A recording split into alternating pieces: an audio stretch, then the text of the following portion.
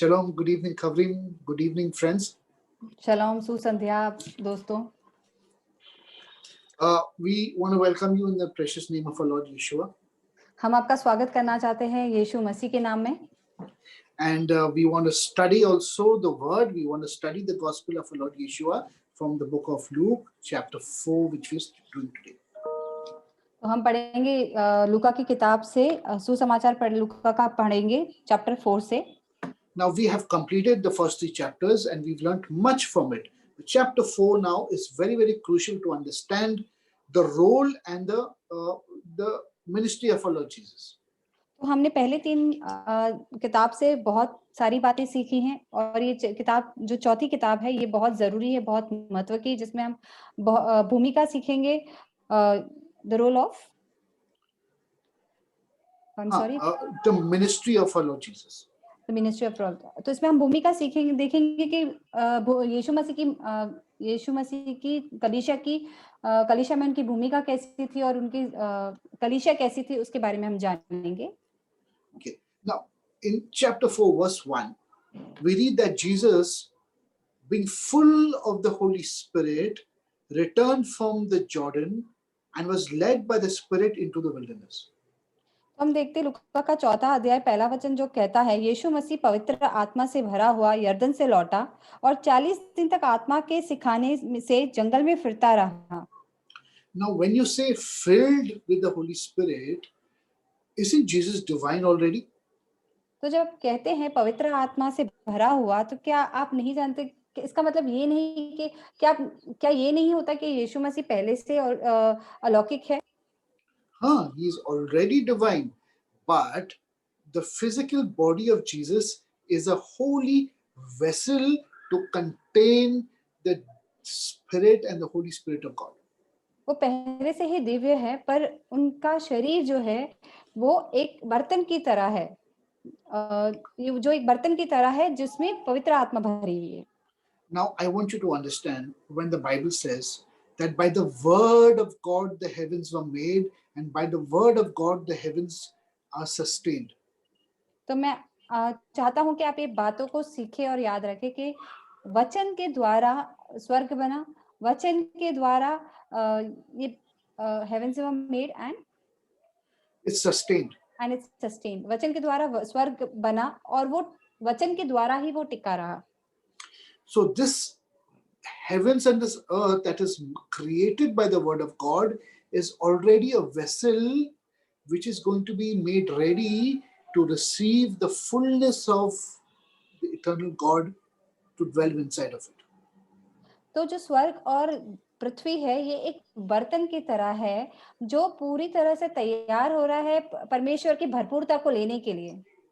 When we read in the book of Revelations that the new Jerusalem is coming down from the heavens to the earth, it means that the new creation will be a holy vessel ready to receive the fullness of Almighty God.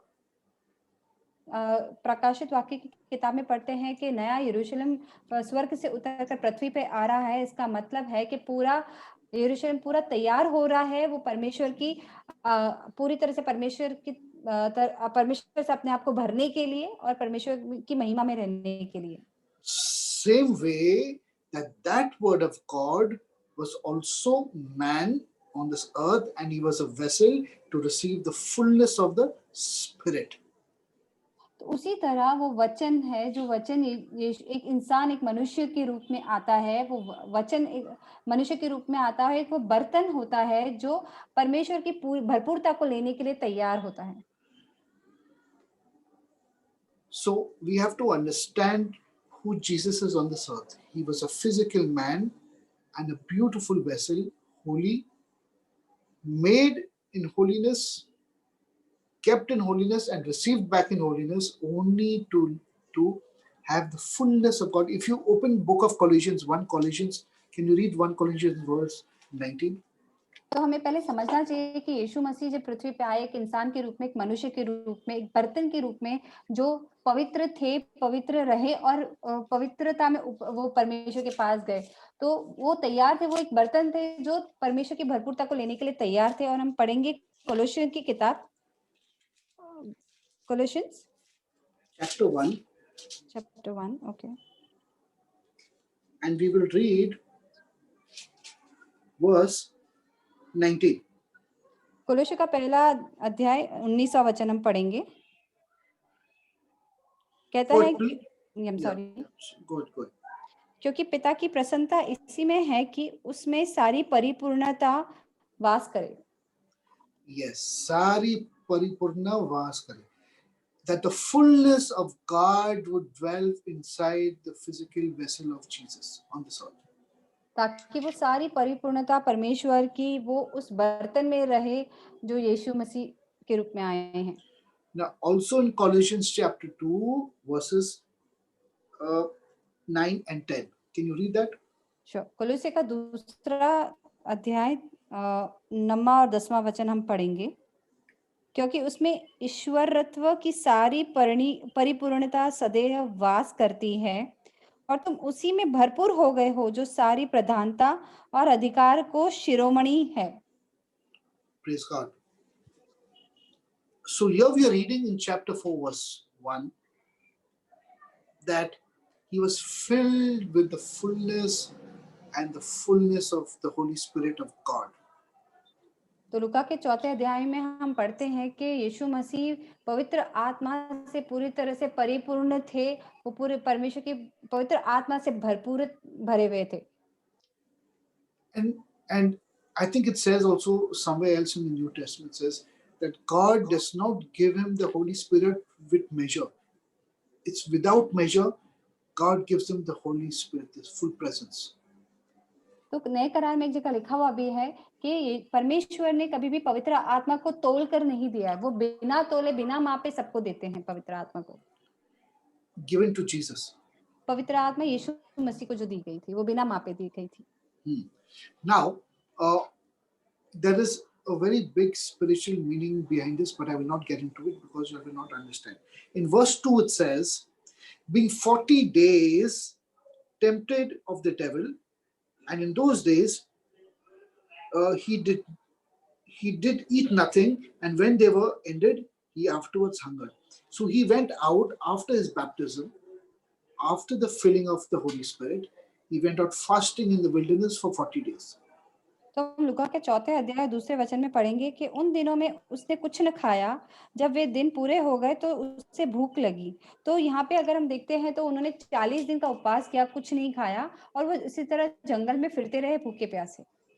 Now 40 days because each day represented 1 year of Israel roaming in the desert in the book of Exodus. In the book of Exodus. Exodus.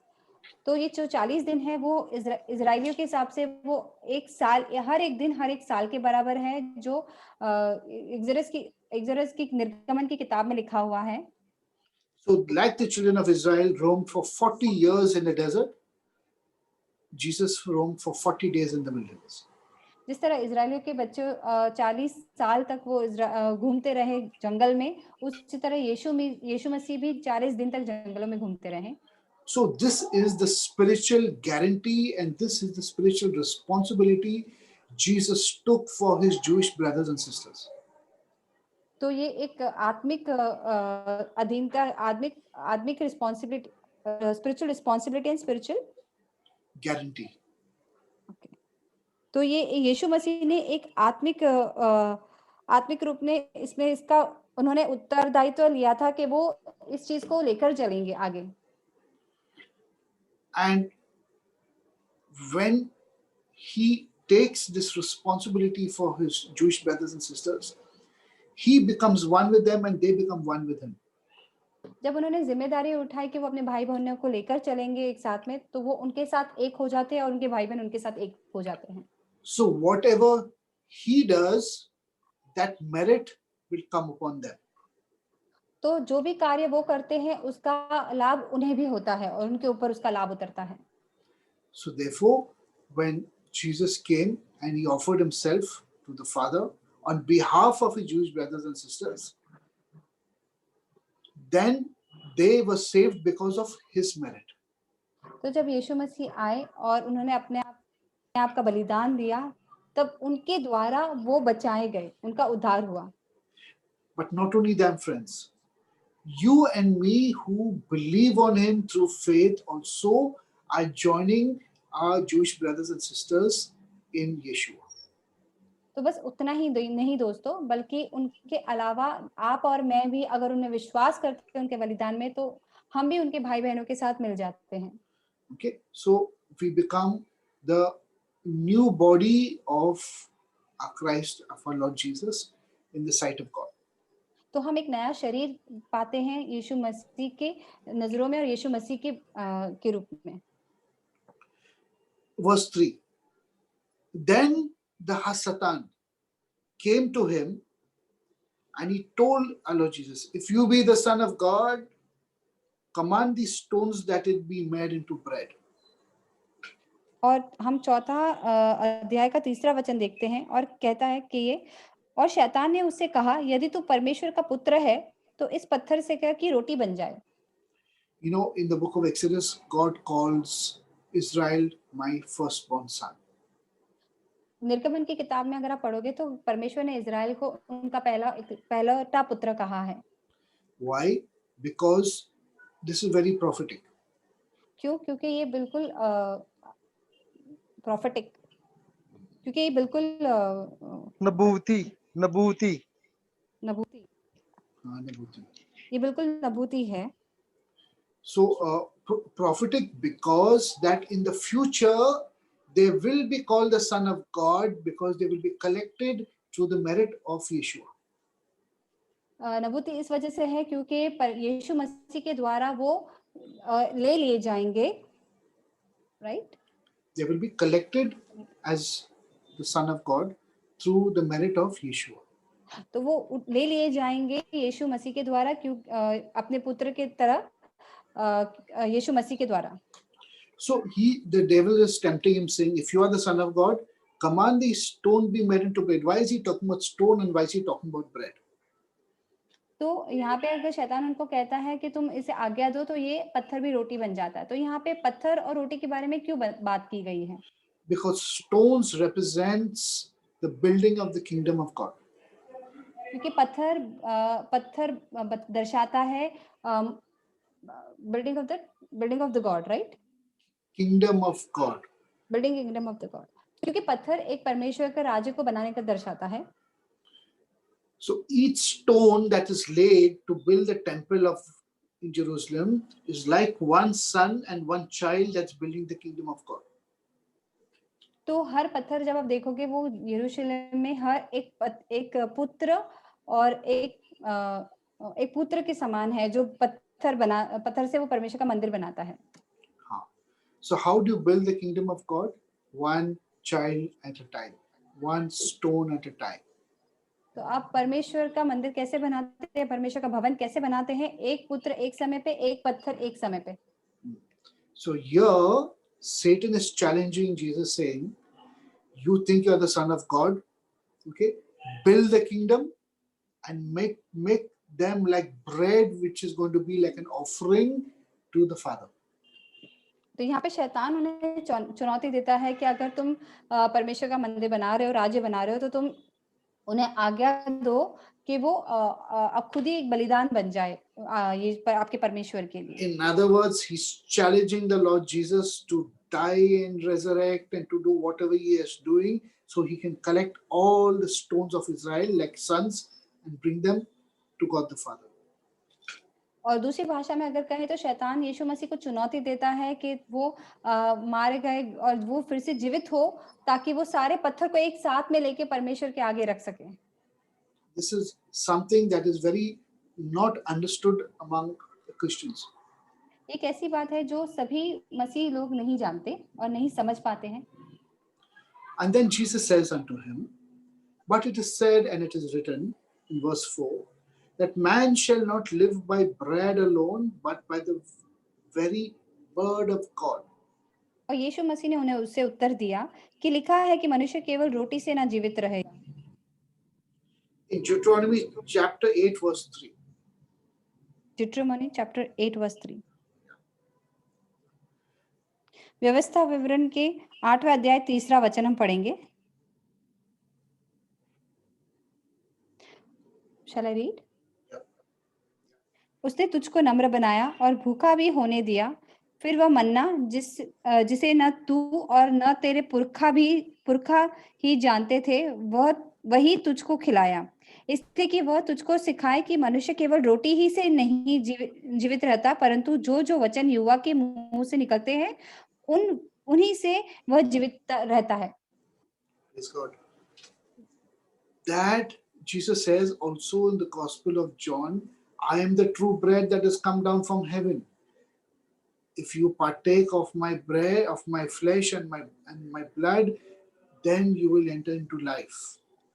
यूहन्ना के सुसमाचार की किताब में यीशु मसीह ने कहा है कि मैं वो रोटी हूँ जो परमेश्वर के घर से आया हूँ, जो स्वर्ग से आया हूँ। अगर तुम मेरे शरीर और मेरे लहू में भाग लोगे तो तुम अनंत काल का जीवन पाओगे। और Jesus also tells them, your fathers ate manna in the desert and they all died. But I am the true bread that's come from heaven. यीशु मसीह ने उन्हें ये भी कहा कि तुम्हारे पिता ने, तुम्हारे पुरखों ने वो जंगलों में खाना खाए और वो मर गए, मन्ना खाया उन्होंने, वो मर गए, पर मैं वो सच्ची रोटी हूँ जो स्वर्ग से उतरी है, हमारे लिए है। So then now Satan is tempting Jesus, saying that you want to take all these stones, each son of Israel, and build the kingdom for God, so that they would become like bread offered to the Father. He's challenging Jesus.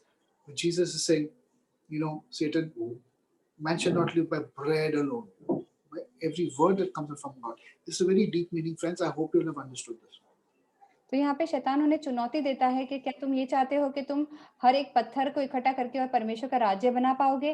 वहां पे वो यीशु मसीह ने उन्हें उत्तर दिया कि इंसान सिर्फ रोटी से जीवित नहीं रहता। Then in verse 5, the devil or Satan takes him up to a high mountain and shows unto him all the kingdoms of the world in the moment of time.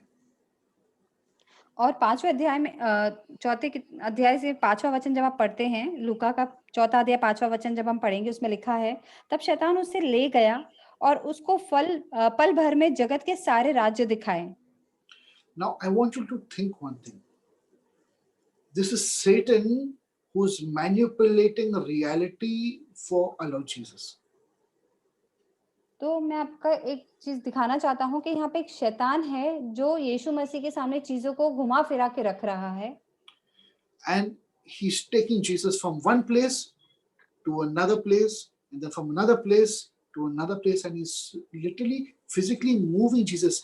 Imagine what kind of power and authority even Satan has, because he's called the God of this world. तो आप देखते हैं कि यीशु मसीह को इस वचन में आप देखेंगे कि वो किस तरह यीशु मसीह को एक जगह से दूसरी जगह से तीसरी जगह वो लेकर जाता है। आप समझ रहे हैं किस तरीके का सामर्थ उसमें है कि वो, और किस तरह का सामर्थ उसमें है कि वो यीशु मसीह को खींच के वो एक जगह से दूसरी जगह ले जा पा रहा है। But he's doing this because he's wanting to know who this Yeshua is. Even he is not sure, confirmed that this is the Messiah. और वो इसलिए करता है क्योंकि वो खुद जानना चाहता है ये कौन, यीशुआ कौन है, यीशु मसीह कौन है, क्योंकि वो खुद खरा होना चाहता है कि ये वही यीशु मसीह है क्या जो आने वाले हैं। And then he takes him up to a high mountain and he shows him all the kingdoms of this world. That means he's trying to tell Jesus, all this world I rule and all this is under my authority. I can give this to you if only you rebel against the Father in heaven. तो शैतान उन्हें पहाड़ पे लेके जाता है और वो सारा राज्य दिखाता है और उन्हें कहता है कि मैं सभी कुछ तुझे दे दूंगा अगर तू तेरे परमेश्वर, तेरे खुदा के खिलाफ जाए तो। For all this power I will give you and the glory of them, for that is delivered unto me, and to whomsoever I will give it. If thou will therefore worship me, all this will be thine. Satan is saying, don't worship the Father. Come and worship me, because by worshiping me, you will inherit all this world which is lower than the world which God the Father lives in. तो यहाँ पे 6ठे अध्याय में लिखा हुआ है और 6ठा वचन कहता है, और उससे उससे कहा, मैं यह सब अधिकार और इनका विभव तुझे दूंगा, क्योंकि वह मुझे सौंपा गया है और जिसे चाहता हूँ उसी को दे देता हूँ। इसलिए यदि तू मुझे प्रणाम करे तो यह सब तेरा हो जाएगा। यहाँ शैतान यीशु मसीह को बता रहा है कि वो उन्हें बता रहा है कि वो अगर उनकी आराधना करे, शैतान की आराधना करे परमेश्वर को छोड़ के, तो वो उसे सारा जगत, सारा संसार दे सकता है, क्योंकि ये सारा संसार, सारा जगत शैतान को दिया गया है। Now, I want you to understand. I'm going to explain something to you, uh, and I want you to listen very carefully to what I'm telling you. तो यहाँ मैं आपको कुछ एक बात समझाना चाहता हूँ और मैं चाहता हूँ कि आप इसे बहुत ध्यान से सुने कि मैं आपको क्या समझा रहा हूँ। What is the difference between the spiritual world and the physical world? तो मैं आपको फ़र्क बताना चाहता हूँ, या क्या फ़र्क है आत्मिक संसार में और शारीरिक संसार में? And when I talk about the world, is it where is this world? How is it connected to God? And how is God connected to this world? तो जब मैं संसार की बात करता हूँ, तो ये संसार है कहाँ? ये कहाँ कहाँ पे है और ये किस तरह से परमेश्वर के साथ जुड़ा हुआ है? या किस तरह संसार के साथ जुड़े हुए हैं? In the book of Genesis, it says that God spoke and creation came into being. तो उत्पत्ति की किताब में लिखा गया कि परमेश्वर ने बोला और ये संसार की रचना हुई। So, who did God speak to?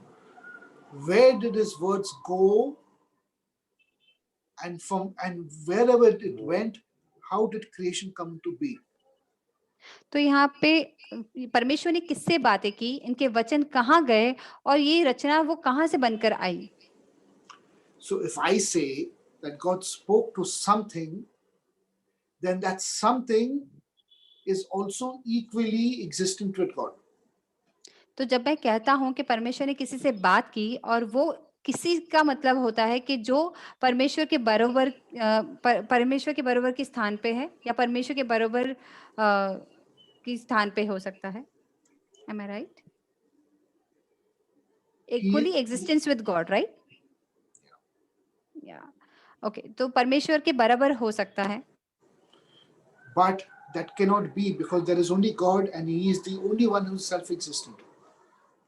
तो ये मुमकिन नहीं है क्योंकि सिर्फ परमेश्वर ही इकलौता है, परमेश्वर ही एक ही परमेश्वर है और उनके बराबर और कोई नहीं हो सकता।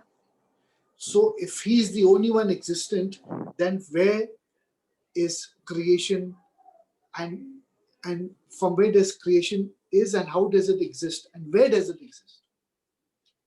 तो अगर वो अकेले ही हैं, तो फिर ये संसार कहाँ से आया और ये कहाँ से उत्पन्न हुआ?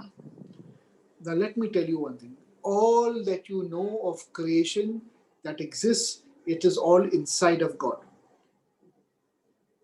तो ये पूरा संसार के बारे में जो आप जान रहे हैं, जो आप समझ रहे हैं, ये पूरा पूरा परमेश्वर के अंदर था। There is nothing outside of Him, because outside of Him there is nothing. There is no such thing as outside of Him. It does not exist. तो ये पूरा संसार परमेश्वर के अंदर मौजूद था, ऐसी कोई भी बात नहीं थी जो परमेश्वर के बाहर था, कोई संसार परमेश्वर के बाहर मौजूद नहीं था, सब कुछ उनके अंदर था। That is, outside does not exist. बाहर इसकी कोई मौजूदगी नहीं थी। Still, it does not exist. Okay, अभी तक ये संसार बाहर मौजूद नहीं है, मतलब ये संसार परमेश्वर के अंदर ही मौजूद है। Understand what I'm saying again. There Yes. is God and there is nothing else. Okay, तो परमेश्वर है और परमेश्वर के अलावा और कुछ नहीं और कोई नहीं है। So there is nothing outside. Outside of God does not exist. It does not exist. तो परमेश्वर के बाहर कोई भी चीज मौजूद नहीं है, right? Right? Na? Outside God, yes, outside God does not, nothing exists, right? Outside God does not exist. Outside God Does not does not, exist. okay, परमेश्वर के बाहर कुछ भी मौजूद नहीं है। Okay. Okay. You're still not getting it. Okay. So, if creation and everything that you and me experience is inside of God, then we have to think that how is this possible? How can we be inside of God and yet experience everything? तो जो संसार के बारे में हम पढ़ रहे हैं और वो परमेश्वर के अंदर है, तो वो कौन सी चीज हम समझ रहे हैं या किसके बारे में हम जानते हैं जो परमेश्वर के अंदर है, वो कैसा है? And I'm saying this again. If I say there is something outside of God, then whatever's outside of God must be equally existent with Him and equal to Him. And God forbid that I even think about that, that's a sin. तो मैं जब कहता हूँ परमेश्वर के बाहर एक चीज मौजूद है, तो वो मौजूद जो चीज है वो परमेश्वर के बराबर है। पर मैं नहीं चाहता, और अगर मैं नहीं कहता पर वो चीज परमेश्वर के बराबर है, पर अगर मैं उसे सोचता भी हूँ या उसकी बात भी करता हूँ तो पाप के बराबर है। So there is only God and there is nothing else. And everything, heaven, earth, everything that we are seeing, experiences all inside of God. तो यहाँ पे सिर्फ परमेश्वर है और कोई भी दूसरी चीज नहीं है। स्वर्ग, पृथ्वी, सब कुछ परमेश्वर के अंदर है। Now, when God spoke creation into being, that means everything is happening inside of Him. तो परमेश्वर ने जब रचना करने के, संसार की रचना के बारे में शब्द दिए, तो वो सब कुछ उनके अंदर हो रहा था। And whatever's happening inside of Him now is a certain place that God has separated Himself from, and He's removed His presence from inside of Him. And in that presence where He's not there, God has created this reality. तो जहाँ पे ये वचन परमेश्वर ने कहे, वहां पे वो जगह उन्होंने बनाई खुद के अंदर और खुद को उस जगह से दूर कर लिया। और जब वो बोलते गए, वो जगह की रचना होती गई और वहां पे उनकी उपस्थिति नहीं थी। So let me explain this like this. Has anyone seen an air bubble inside a petrol tank? Yes, yes. Tell them. क्या आपने कभी भी पानी का फुगाव देखा है पेट्रोल टैंक में?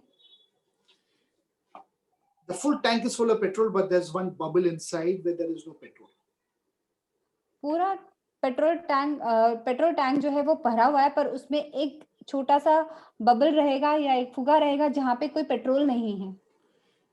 And in that bubble is like the reality, that small bubble inside that petrol tank is like that empty space inside God, where God has removed His presence from. तो वो bubble एक खाली जगह है जहाँ वो petrol नहीं होता। उसी तरह ये एक खाली जगह है जहाँ से उसने अपने आप को हटा लिया है। And in that bubble is complete darkness and no presence of God. और वो जो खाली छोटा सा फुगा होता है, उसके अंदर पूरी तरह से अंधकार होता है और उसमें कुछ भी नहीं होता। And now in that small bubble, God is beginning to create all of creation that you and me live in. और वो छोटे से बुलबुले में परमेश्वर वो सारा कुछ रचना चाहता है और उसमें वो आपको और मुझे रचा है उसने। And that small bubble inside of God, which does not have His presence, is this entire universe that you see. और वो छोटा सा बुलबुला है जिसमें परमेश्वर की उपस्थिति नहीं है, वो पूरा का पूरा संसार उसमें है, वो छोटे से बुलबुले में। So just think, if we cannot even understand how great the universe is, it's one small bubble in the existence of God. तो जैसे हम सोच नहीं सकते कि कितना बड़ा ये संसार है, कितना बड़ा ये पूरा संसार हो सकता है, उसी तरह से परमेश्वर की उपस्थिति के आगे ये पूरा संसार एक छोटा सा बुलबुले की तरह है। Now, the ability of God to remove His presence from a certain place inside of Him is something very, very beautiful to understand.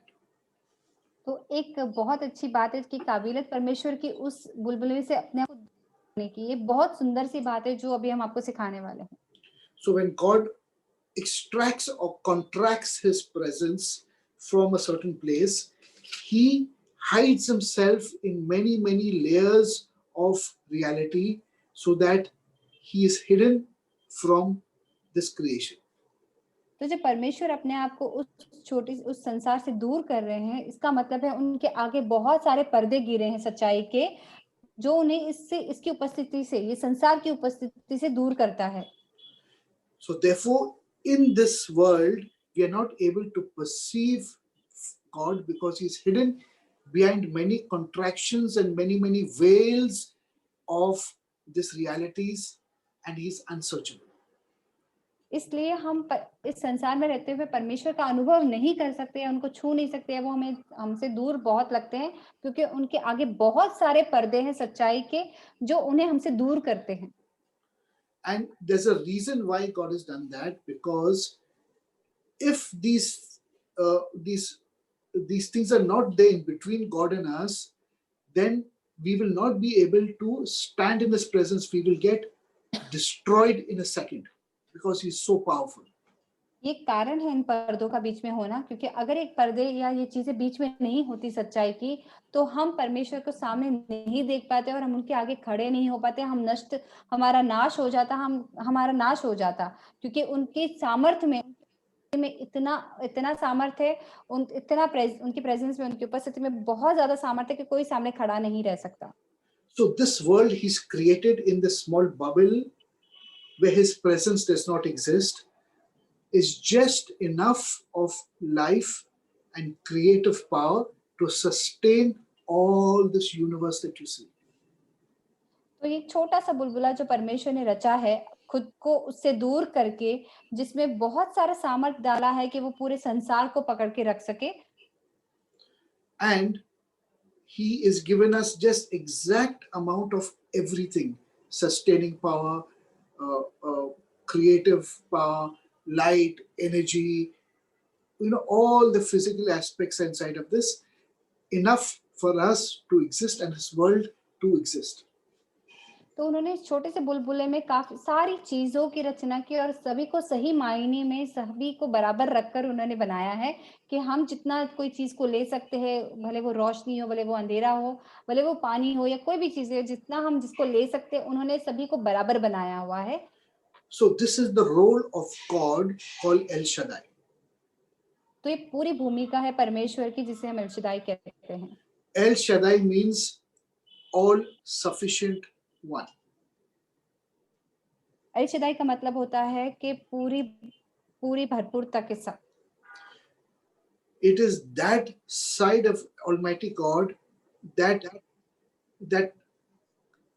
contains creative energy and restricts it to the exact amount that is required for creation and life. I'm sorry, can you repeat once again?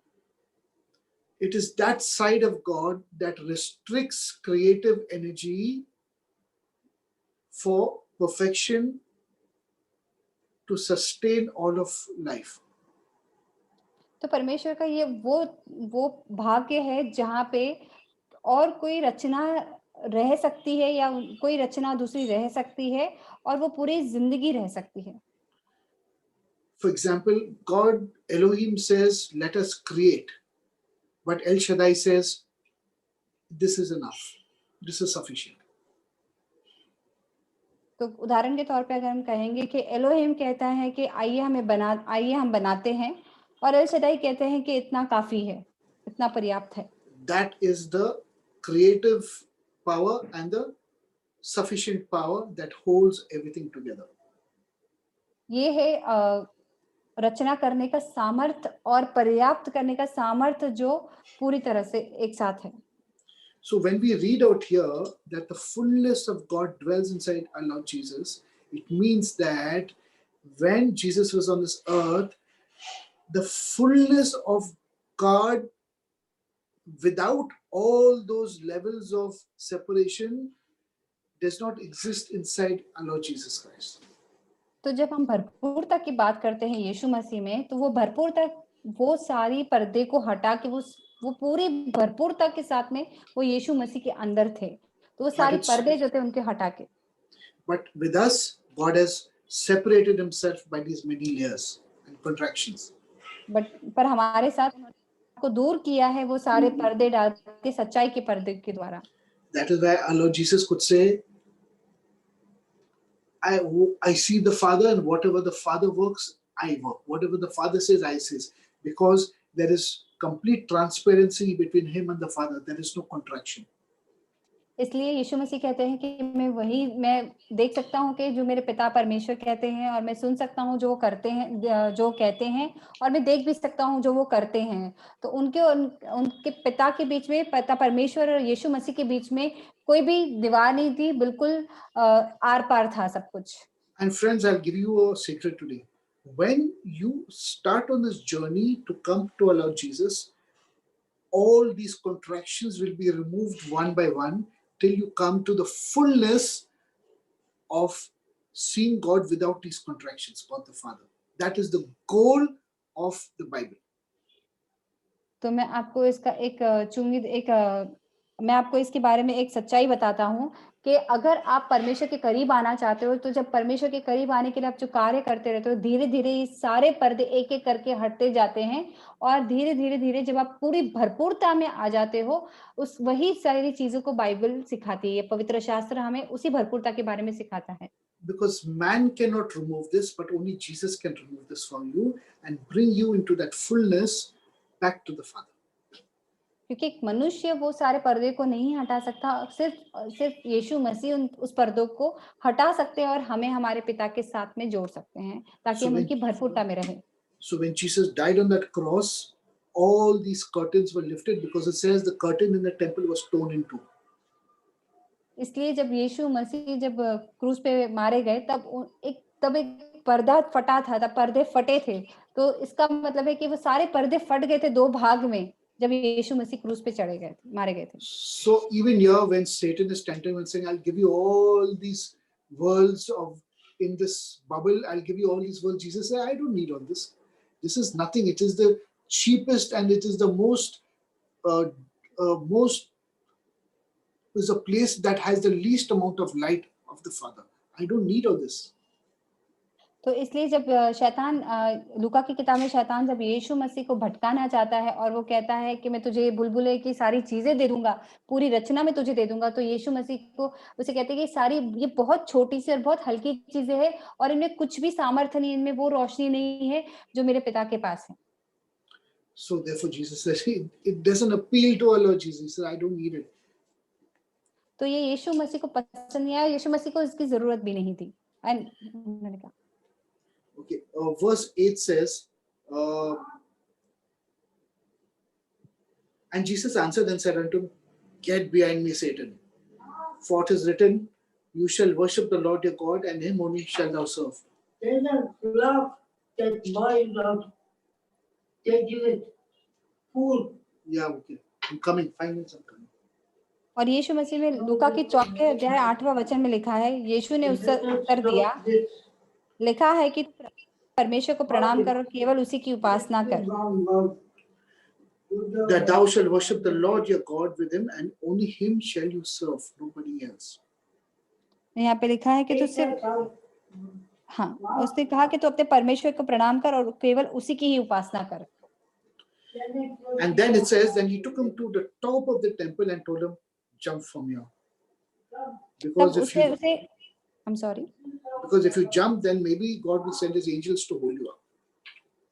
तब उसने कहा यीशु मसीह के, तू यरूशलेम में ले जाकर मंदिर के कंगूरे पर खड़ा किया, और उसे कहा यदि तू परमेश्वर का पुत्र है तो अपने आप को यहाँ से नीचे गिरा दे। So this is basically, when we're talking about Satan, we're talking about the evil inclination that is attacking our Lord Jesus, the evil inclination that is in each one of us.